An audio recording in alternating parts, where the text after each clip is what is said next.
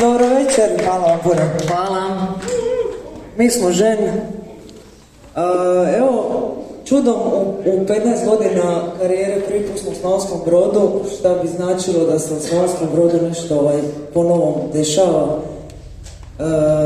Čuli smo masu divnih koncerata ovdje bilo, ja sam osobno bila na Bizonu i Tarabama. I evo isto.